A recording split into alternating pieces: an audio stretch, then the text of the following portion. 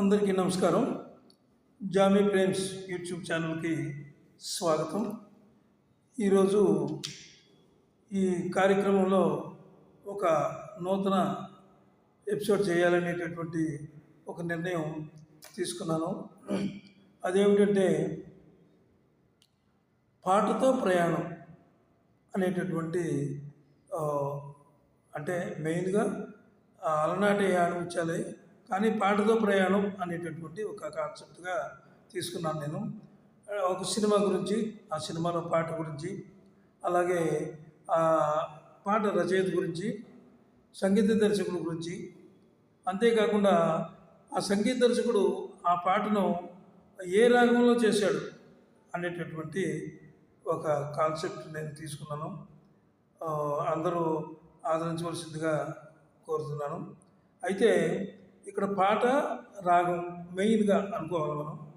అసలు పాట ఎక్కడ పుట్టింది, ఎలా పుట్టింది పాట, పాట పూర్వోత్తరాలు ఏమిటి అనేది మనం ఆలోచించినట్లయితే పాట జనపదం, జనపదం, జానపదం. జానపదాలు అంటే జనం పాడుకునే పదాలే జానపదాలు అయినాయి. అప్పుడు ఈ అనేక రకాల శ్రమజీవులు ఉంటారు కదా, శ్రామికులు, కార్మికులు, కర్షకులు ఉంటారు కదా, వాళ్ళు ఊడ్పుల్లో నాట్లు వేసినప్పుడు కానీ, లేకపోతే కుప్పలు నూర్చేటప్పుడు కానీ, అలాగే అన్ని రకాల వాళ్ళు ఉంటారు. వ్యవసాయం పనిచేసుకునే వాళ్ళే కాదు, అన్ని రకాల వాళ్ళు ఉంటారనమాట. అందులో కార్మికులు, కర్షకులు, రిక్షా కార్మికులు ఉంటారు, ఇంకొక కార్మికులు ఉంటారు. అందరూ కూడా వాళ్ళ యొక్క శ్రమను మర్చిపోవడానికి ఈ పాటను వాళ్ళు తీసుకున్నారన్నమాట. ఆ విధంగా ఈ పాట పాడుతూ ఉంటే శ్రమ మర్చిపోతారు వాళ్ళు. అయితే కానీ వాళ్ళు పాడే పాటలు కూడా చక్కగానే ఉంటాయి, బాగానే ఉంటాయి. ఏదో అర్థం లేని వ్యర్థ శబ్దాలు అయిపోయి గాలిలో కలిసిపోవు. చక్కగా మీరు ఎప్పుడైనా సరే చూడండి, నాట్లు వేసేటప్పుడు ఒక ఆమె ముందు పాడితే తర్వాత ఆమె అందుకుంటుంది అనమాట. చక్కగా పాడతారు. అలాగే బృందగానాలు పాడతారు చాలామంది. అలాగే దేవుడి పాటలు, బతుకమ్మ పాటలు, అలాగన్నీ కూడా చక్కగా లయబద్ధంగా పాడతారనమాట. పాట అక్కడ పుట్టింది. అక్కడ పుట్టిన తర్వాత అది శాఖోపశాఖలుగా అది విస్తరించింది. ఇప్పుడు ఈ రోజున మనం పాటలంటే మనకి అనేక రకమైనటువంటి ఇన్స్ట్రుమెంట్స్ వచ్చేసాయి. చక్కటి పాటలు ఈ రోజు కూడా మంచి సంగీత దర్శకులు ఉన్నారు, వాళ్ళు మంచి పాటలు ఇస్తున్నారు. కానీ ఒకటో అరో కానీ అవి అంత బాగుంటలేదు. కానీ టోటల్గా అన్నీ కూడా బాగానే ఉంటున్నాయి ఇప్పుడు. అయితే ఇప్పుడు మనం ఒక సినిమా గురించి, అందులో పాట గురించి మనం ఈరోజు ఈ కాన్సెప్ట్. ఆ సినిమా ఏమిటంటే 1957లో సముద్రాల రాఘవాచార్యులు గారి దర్శకత్వంలో రూపుదిద్దుకున్నటువంటి ఒక మహోజ్వల భక్తి ప్రధానమైన చిత్రం. ఎందుకని నేను తీసుకున్నానంటే ఇది కొత్త ప్రయత్నం చేత ఆ భక్తి పాట ఒకటి ముందు వేసిన తర్వాత అన్ని సోషల్ పాటలు వేస్తాను. మొత్తం అన్ని రకాలుగా పాటలు ఈ విధంగా నేను చేద్దామని నేను సంకల్పించుకున్నాను. ఈ సినిమా వినాయక చవితిలో పాట. ఈ పాట ఏమిటంటే దినకర శుభకర. ఈ దినకర శుభకర అని మామూలు వాళ్ళు ఎవరు పాడలేరు, ఘంటసాల మాస్టర్ తప్ప ఈ పాటని ఎవరు పాడలేరని ఆనాడే ఇండస్ట్రీలో అందరూ అన్నారు. నేను ఈ పాట ఎందుకు తీసుకున్నానంటే ఇందులో రాగాలు, గమకాలు ఇవన్నీ నేను చేయలేను. ఏదో నేను సంగీత దర్శకుడు కాదు, అలాగే సింగర్ని కూడా కాదు. ఏదో మామూలుగా ఒక రైటర్ని నేను మాత్రం, అంతవరకే. కాకపోతే కొద్దిగా సంగీతంలో ప్రవేశం ఉంది కాబట్టి ఏదో చేయాలని తపన.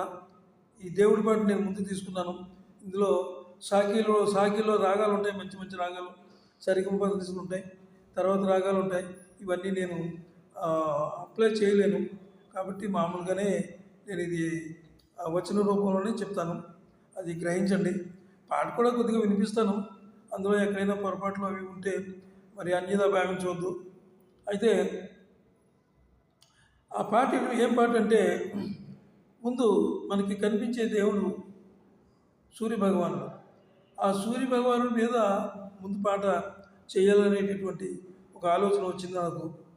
అంచేత ఆ పాట నేను తీసుకున్నాను. అయితే ఆ రోజున ఈ పాట ఇండస్ట్రీలో అందరూ కూడా ముక్త కంఠంతో ప్రశంసలు కురిపించారనమాట. ఎవరు ఘంటసాల వారు దీనికి ఆయనే, పాడింది కూడా ఆయనే, సంగీత దర్శకుడు కూడా ఆయనే. అనేకమైనటువంటి ప్రశంసలు వచ్చినాయి ఈ పాటకి. అంత గొప్ప పాట ఇది. ఇక పాట గురించి అదే ఆ విషయం గురించి చెప్తాను. అనంతం అవతలి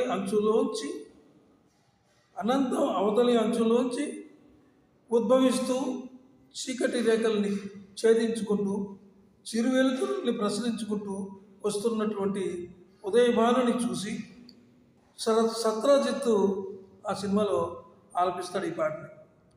ఈ పాట చాలా మంచి పాట ఇది. మరి ఈ పాటకు ట్యూన్ కూడా ఘంటసాల వారే ఇచ్చుకున్నారు. ఎందుకంటే ఆయనే కదా సంగీత దర్శకుడు, ఆయనే కాబట్టి. యాక్చువల్గా అయితే సంగీత దర్శకులు ట్యూన్ ఇస్తారు, తర్వాత రచయితలు పాడతారు. కానీ ట్యూన్ ఆయనే ఇచ్చుకున్నారు. పాట కూడా సముద్రాలు వారు రాశారు. కానీ గొప్ప పాట ఇది. ఈ పాట నేను 2 లైన్లు వినిపించడానికి ప్రయత్నం చేస్తాను. ఎక్కడైనా గమకాలు కానీ తప్పులు ఏమైనా ఉంటే అన్యదా భావించొద్దు. పాట వినిపించడానికి ప్రయత్నం చేస్తాను. పాట ఏమిటంటే, దినకరా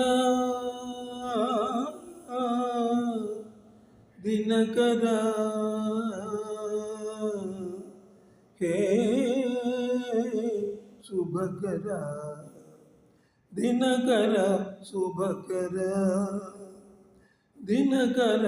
శుభకర దేవ దీనాధార తిమిర సంహార దినకర శుభకర. ఇది పల్లవి. చరణం కూడా వినిపిస్తాను.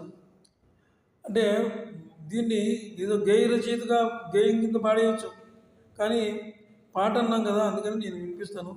అందులో ఎక్కడైనా కొంచెం గమకాలు కానీ అవి ఏమైనా తప్పుకుంటే అన్యదా భావించదని ముందే చెప్పాను నేను. దినకర శుభకర దేవ దీనాధార తిమిర సంహార దినకర శుభకర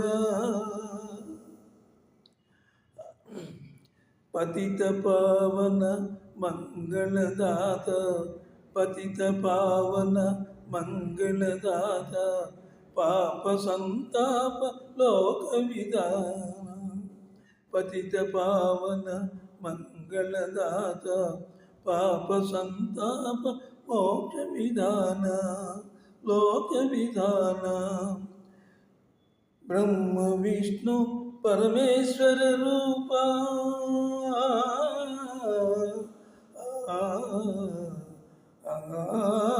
బ్రహ్మ విష్ణు పరమేశ్వర రూప వివిధ వేద విజ్ఞాన విధాన వినుతలోక పరిపాలక భాస్కర దినకర శుభకర దేవ దీనాధార తిమిర సంహార దినకర శుభకర. ఇందులో ఏమైనా తప్పులుంటే ముందే చెప్పాను. నేను పెద్ద గాయకునేమి కాదు. తప్పులుంటే దయచేసి అన్యదా భావించవద్దండి. ఇక ఈ పాట గురించి, ఈ పాట విన్నాం కదా. ఈ పాట వినాయక చవితి సినిమాలోది. రచన సముద్రాల వారు, సంగీతం ఘంటసాల గారు, గానం కూడా ఆయనే చేశారు. అయితే ఇందులో పాట ఏ రాగంలో చేశారు అనేది ఒకటి మనం అనుకున్నాం కదా. ఎందుకంటే రాగం నేను చివరిలో ఎందుకు చెప్తున్నానంటే, చివరిలో చెప్పిందే అందరికీ బాగా గుర్తుండిపోతుంది రాగం. ఎవరైనా ఒక 2 మిత్రులు కలుసుకున్నారనుకోండి, ఎక్కడ కాసేపు మాట్లాడుకున్నారు, వాళ్ళు విడిపోయేటప్పుడు వాళ్ళు చక్కగా షేక్ హ్యాండ్ ఇచ్చుకుని మరి నేను వస్తాను అని ఒక ఆప్యాయంగా ఆ మాట కోసం. అందుకనే ఇందులో రాగం మీకు లాస్ట్లో పెట్టాను. ఈ రాగం పంతువరాళి రాగంలో ఈ పాటని ఘంటసాల వారు చేశారు, పాడారు. అత్యద్భుతం. ఇలాంటి పాటలు మళ్ళీ రావు. బహుశా రావు, అందులో ఏమీ అనుమానం లేదు. కాబట్టి ఈ పాట నేను ఈరోజు చేశాను. సరే, అందరూ కూడా దీన్ని, ఈ పాట నచ్చితే కనుక మీకు ఏమైనా ఈ వీడియో నచ్చితే సబ్స్క్రైబ్ చేయండి, లైక్ ఇచ్చి మాకు సపోర్ట్ ఇవ్వండి. తర్వాత మళ్ళీ ఒక మంచి పాటతో, మామూలు పాటలు ఇది భక్తి పాట కాబట్టి నేను ముందు చేశాను. మామూలు మంచి మంచి పాటలు ఉన్నాయి, ఆ పాటలతో నేను వస్తాను. సెలవు. అందరికీ నమస్కారం.